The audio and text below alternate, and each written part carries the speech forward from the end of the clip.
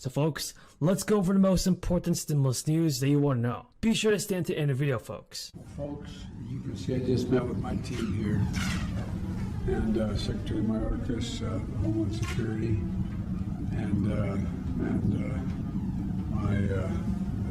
my FEMA administrator, Chris Well.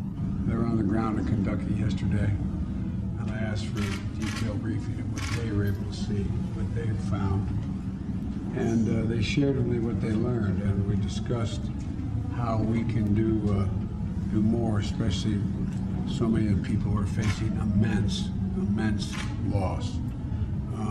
And we talked about how we can accelerate and expand federal assistance to those in desperate need. And you saw, I mean, some of you have been there and you've seen, you've been reporting on television, you know, the devastation. While many Americans are waiting for Congress to send out the stimulus checks, eligible drivers across the country are now getting some stimulus cash. Car insurance companies have been squeezed for more money ever since last year, when they made huge profits and offered only modest discounts.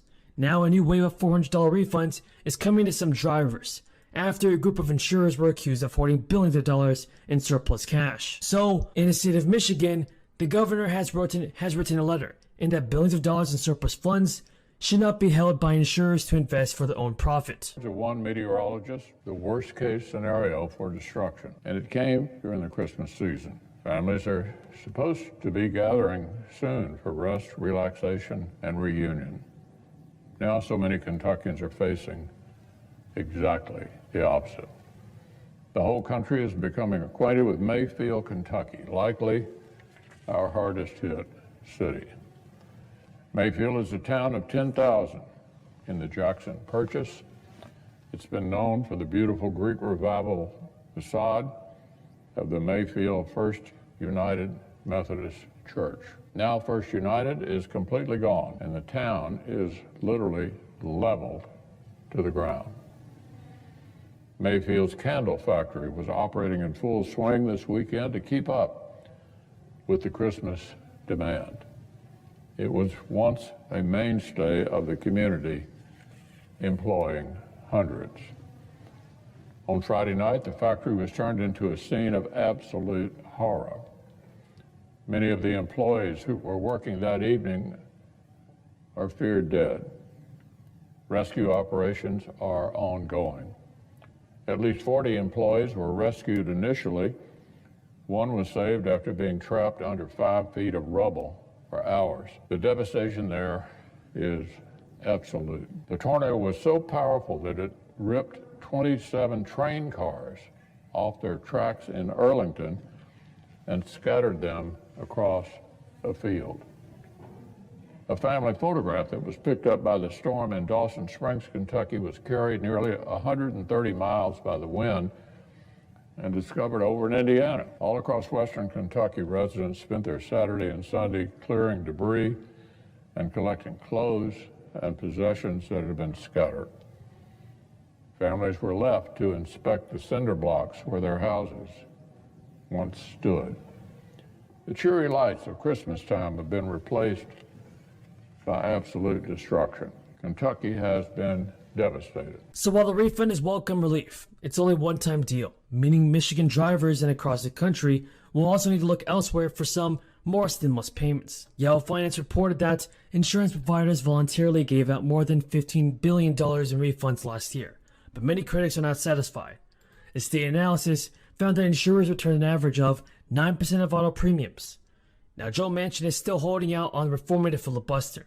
He's discussing small changes to Senate rules with the Republicans.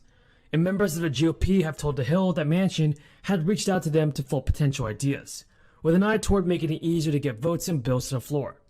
Senator Roy Blunt has also confirmed that Manchin has talked to him, and Manchin says he has not changed his mind on the filibuster, where he's opposed to mixing the 60-vote threshold altogether or making a carve-out. Thank you again for your support, everybody. What do you think about Joe Manchin and the Democrats as well as the Republicans in Congress? Are they doing all that it takes to send us stimulus checks, or do you think they're holding it back? Tell me in the comments down below, everybody.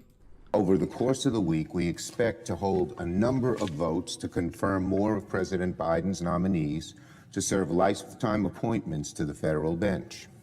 On that front, we will later vote this afternoon on the confirmation of Judge Lucy Koh to serve as a circuit judge for the 9th District of the Court of Appeals. Her nomination was favorably reported out of the committee, but with bipartisan support. If confirmed, Judge Koh would be the first ever Korean-American woman to sit on any circuit court in the country. The daughter of immigrants, her background is an inspiring testament to the American dream. Lucy's mom escaped as a child on foot from the oppression of North Korea, eventually coming to the States. Lucy spent the majority of her own upbringing in rural Mississippi, graduating from both Harvard and Harvard Law School. For the last 11 years, Lucy Koh has served admirably as a district judge for the District of Northern California. She's authored over 3,000 opinions, presided in 270 cases. Everything from the rights of criminal defendants in seeking legal representation to the protection of online consumer data in the hands of companies, to ensuring that the Trump administration did not prematurely end its completion of the 2020 census. She did all those things. She wrote on all of those things and offered opinions. All the while, she has conducted herself with impartiality, excellence, and above all, with fidelity to the Constitution and the rule of law. I have no doubt she will continue building on her excellent judicial record as an appellate judge on the 9th Circuit, and I look forward to voting in favor of her confirmation later today. And later this week, we'll hold votes on other nominees as well, including Samantha Elliott to serve as judge for the District of New Hampshire, and Jennifer Sung to serve as circuit judge for the 9th Circuit. Once we confirm all 3 judges, Koh, Elliott, and Sung, the Senate will have confirmed a total of 31 judges to the federal bench, 11 to the circuit courts, 20 to the district courts. I'm proud to say, Madam President, over half of them are women. Over half of them are people of color. All of them are outstanding, highly qualified, and they bring sorely needed diversity to the bench. Not just personal diversity, but professional diversity as well. Decades past, it would have been hard imagining many of these nominees getting a serious look in this chamber. But one by one, Senate Democrats are working with President Biden to expand the possibilities of who can and who should serve as a judge in this country, and we will keep working. Now on other Senate business and Build Back Better. In addition to making progress on nominees, the Senate's been doing the hard work of putting ourselves in position to finish our other high-level priorities.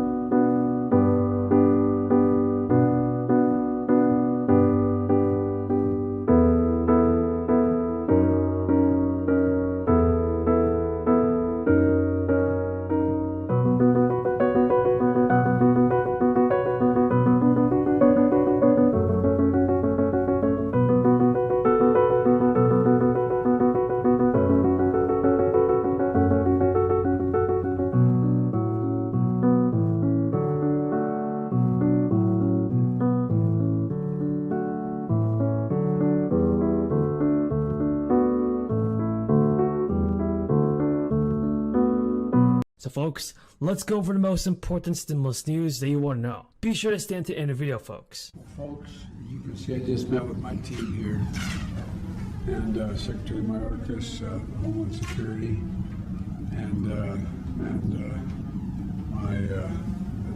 my FEMA administrator, Chris Well. They were on the ground in Kentucky yesterday, and I asked for a detailed briefing of what they were able to see, what they found. And they shared with me what they learned, and we discussed how we can do more, especially so many of the people who are facing immense loss. And we talked about how we can accelerate and expand federal assistance to those in desperate need. And you saw, I mean, some of you have been there and you've seen that, you've been reporting on television, you know, the devastation. While many